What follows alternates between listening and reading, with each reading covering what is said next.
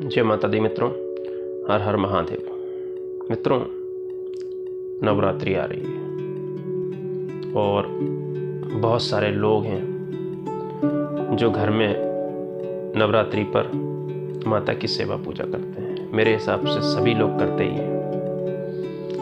और मित्रों, आज हम माता की जो ज्योत होती है किस तरह से जलाई जाती है, क्या नियम होते हैं, क्या सिस्टम होता है, उसके बारे में आपसे चर्चा करेंगे। अगर आप पहली बार हमारे चैनल पर हैं तो कृपया इसको लाइक करें, सब्सक्राइब करें और इससे संबंधित कोई प्रश्न बनता है तो कृपया कमेंट के माध्यम से आप हमसे उसकी जानकारी ले सकते हैं। देखिए मित्रों, हम सभी लोगों को कोशिश ये करनी चाहिए कि हमारी जो कुल देवी माँ है उनकी ज्योत हम लोग जलाएं। अब मित्रों, इसमें बहुत सारे लोग क्या करते हैं कि जो ज्योत होती है, नवरात्रि जैसे 9 दिन की है तो 9 दिन के बाद में ज्योत को पूरा कर देते हैं। मित्रों, मैं आपसे एक बात पूछता हूँ, जब घर की बेन बेटी या बहू हो, उसको हमारे सनातन धर्म में एक रिवाज है 9 दिन में हम उसकी विदाई नहीं करते हैं, तो फिर हम हमारी कुल देवी की जो विदाई है वो कैसे करेंगे।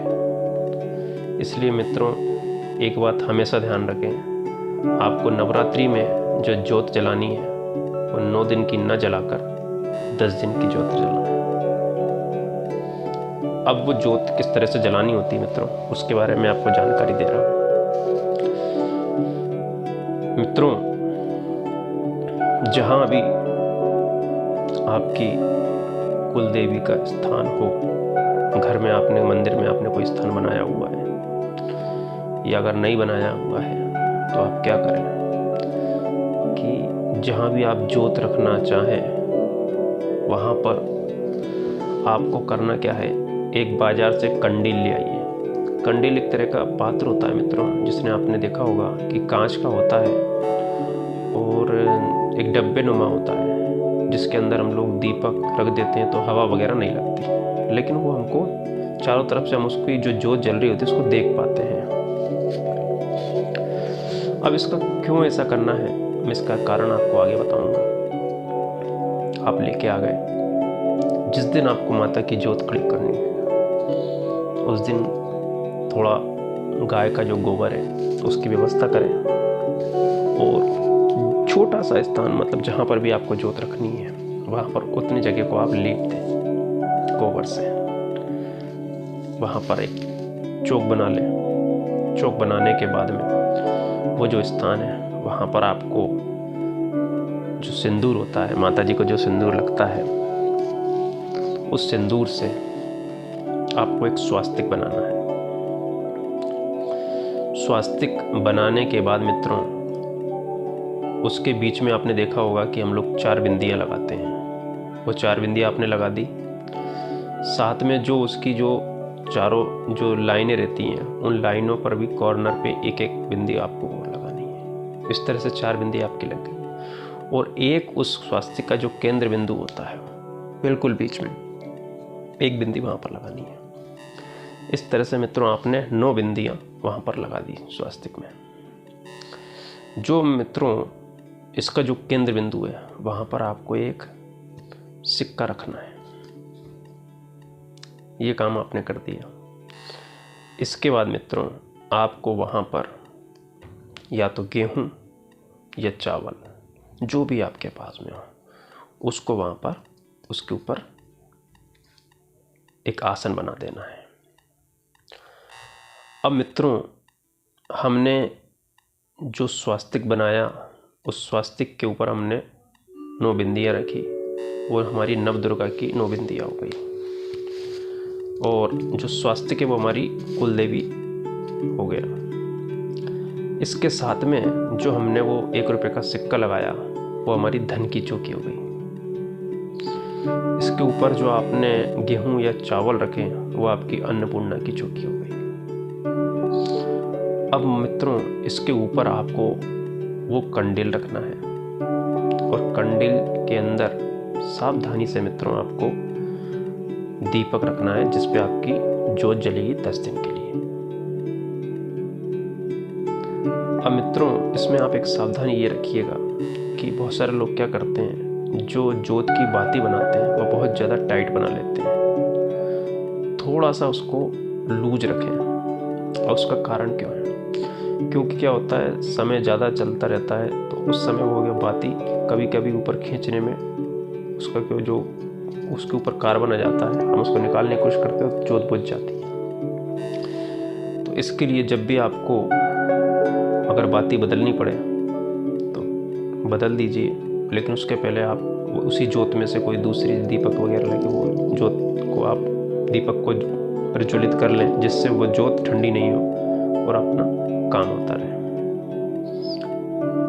अब मित्रों, प्रतिदिन आपको जब भी आप माता जी की जो भी पूजा पाठ करते हैं उससे पूजा करनी है वो करें। साथ में वहीं दीपक पर आपको प्रतिदिन पूजा करनी है। और जो पूजा करनी है वो दीपक के चारों तरफ आपको 9 बिंदियाँ आपके जो कंकु होता है, सिंदूर जिसको बोलते हैं, माता जी को लगता है, उससे प्रतिदिन उसकी पूजा करनी है।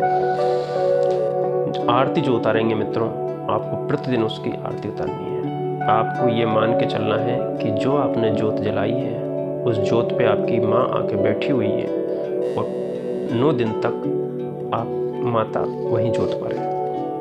आपको अपनी कुल देवी की जो भी सेवा पूजा करनी है उसी जोत पे ही करनी है, उसी जोत की आपको आरती उतारनी है, सब कुछ करना है। जो भी कुछ मित्रों आपको मांगना है उस जोत से ही मांगना है।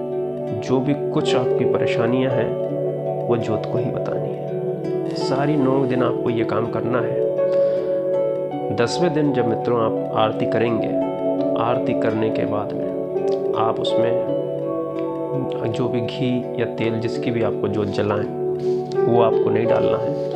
और उस जोत को जब विदा करें तो माता से बोले, हे कुलदेवी माई, हमसे जो भी गलती हुई है क्षमा करना। हम जैसी टूटी फूटी आपसे जो सेवा बनी है हम लोगों से वो हमने आपकी की है। आप अपने धाम को प्रस्थान करें और वापस आके हमारे घर में विराजमान हो जाइए, जिससे हमारे ऊपर आपकी कृपा बनी रहे और जो भी छोटी मोटी सेवा हमसे बनती रहेगी वो हम आपकी करती रहेंगे। इस तरह से मित्रों करके उस दीपक को थोड़ा सा अपने स्थान से खिसका दें। ये काम करने के बाद मित्रों, वो जो बत्ती है जो पहली बार आपने लगाई थी, अगर आपको दूसरी बत्ती लगानी पड़े तो वो पहली वाली बत्ती को आप बचा के रखें और उस बत्ती को आप अपने घर में लाल कपड़े में अपने धन धान्य का जो स्थान है वहाँ पर उसको रखें। इसमें साथ में मित्रों आप एक काम और कीजिएगा, एक आपको कलश भी रखना है। वो कलश में मित्रों एक आपको नारियल रखना है और अपना पंचपल्लव जो रहते हैं उससे बना के वो रखें और उसकी भी नारियल की भी आप पूजा करते रहें। और अब ये जो नारियल है मित्रों, आप ये मान के चलिएगा जब तक आपके घर में आपकी कुलदेवी की पूजा होती रहे, उस नारियल को आपको वो ही नारियल आपकी जितनी भी नवरात्रि में पूजा होगी वो ही नारियल उस कलश के ऊपर आएगा। आप कलश बदल सकते हैं लेकिन नारियल आप हमेशा वही रखें। लाल कपड़े में आप उसको बांध के अपने पूजा स्थान पर या कहीं भी अपनी जो तिजोरी वगैरह हो वहाँ पर रखें। इस काम करें मित्रों, आपको ऑटोमेटिकली ही आपके घर में चमत्कार नज़र आने लगेंगे। जो गलतियाँ हो रही हैं वो ऑटोमेटिकली, अगर गलतियाँ हो भी रही हैं तो आपको पता लग जाएगा कि आपसे क्या गलती हो रही है, आपको क्या नहीं करना है। और आपको आपकी कुल देवी जागृत अवस्था में आपके घर परिवार में निवास करेंगी, आपके दुख दूर होंगे। जय माता दी मित्रों, हर हर महादेव। आप सभी लोगों का बहुत बहुत धन्यवाद।